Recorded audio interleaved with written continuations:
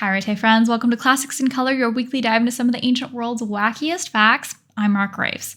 Today in 21st century North America, I feel like everyone is constantly complaining about the healthcare system, whether that's government, insurance, pharmaceutical companies, hospitals, sometimes even the doctors and nurses.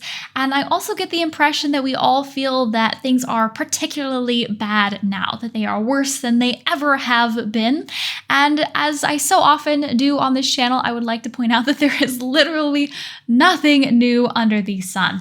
So what we are going to do today is we are going to look at a couple of authors from ancient Rome complaining bitterly about their own healthcare systems and even promoting a couple of conspiracy theories about why they thought everything sucked. So it should be a lot of fun. Let's get started.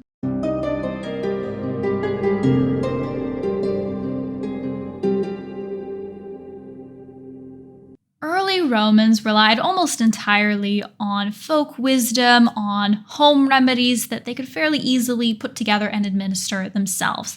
There weren't a lot of specialists other than maybe some midwives or some herb gatherers. But as Rome gets bigger and bigger and it comes into more and more contact with other cultures around the Mediterranean, especially Greece, it encounters other ways of dealing with medicine. And the Greeks have this special class of physicians that are highly educated in all of the sciences, including philosophy, and Greece starts to export these very high-class, very educated doctors to Rome. And many Romans are extremely unimpressed by this. They see these Greek doctors as overeducated, hoity-toity, and they're too interested in all of these high-minded hypothetical theories and not enough in actual practice of medicine. And Romans are also horrified by how much surgery many of these Greek doctors perform. Greek doctors are often very highly trained in all of these surgical procedures, many of which are very impressive, but many of which are also, very risky. And the Romans see these as just very barbaric and unnecessary. So as I said, many Romans, especially early on, are just highly skeptical and unwelcoming of these Greek doctors. And you can see that in various ancient authors. I love reading Pliny the Elder complaining about how basically everything Greek, not just Greek doctors, but everything Greek is the problem and it's ruining everything nowadays.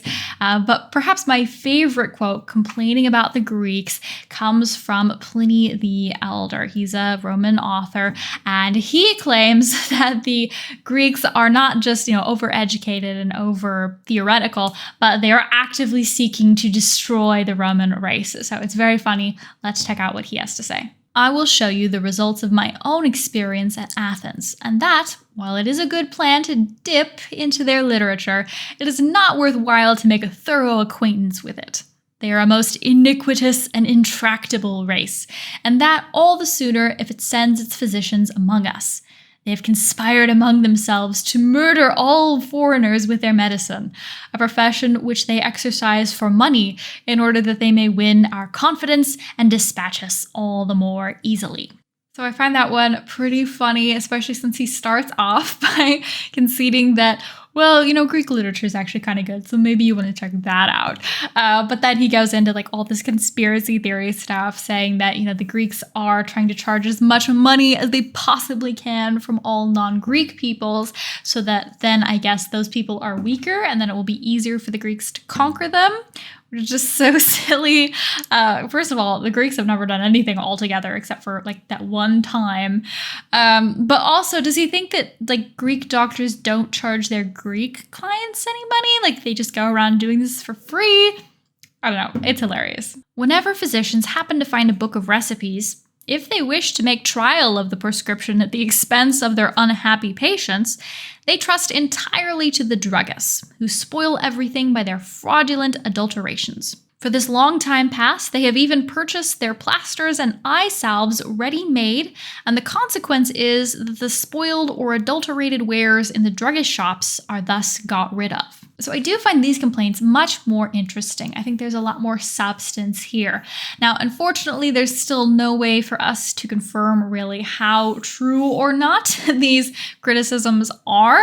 The things he's citing here could have been really regular serious problems, or they could have been much more of a minor issue, and Pliny's just being kind of paranoid.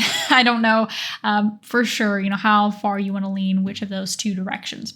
The first thing that he brings up, though, is he says that these really educated Greek physicians are reading all of these books of recipes, and that is legit. So there were books that would catalog all of these different recipes for drugs. They would just list off every disease known to man at that time, and then all of the different medicines you could try and specific recipes for those drugs.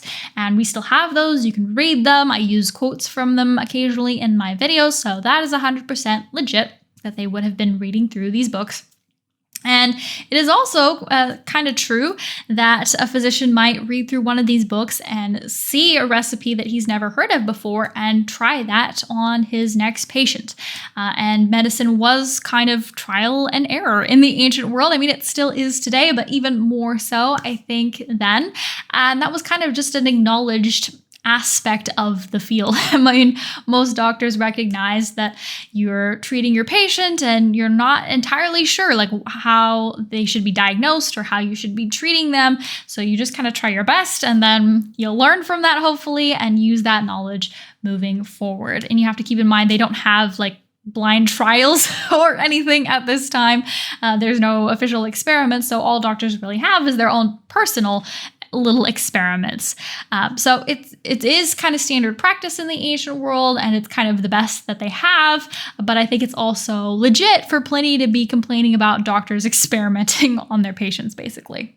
Now, it is an interesting question whether these druggists or these pharmacists were selling expired ingredients to these doctors, or just the completely wrong ingredients, mislabeling them.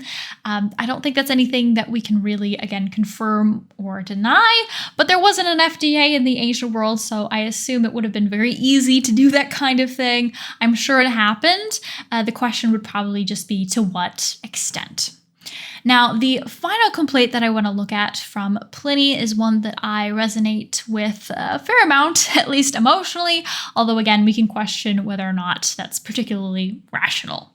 Those who are familiar with the subject will be inclined to feel equal surprise and indignation when they are informed that no known art lucrative as this one, medicine, is beyond all the rest, has been more fluctuating or subjected to frequent variations.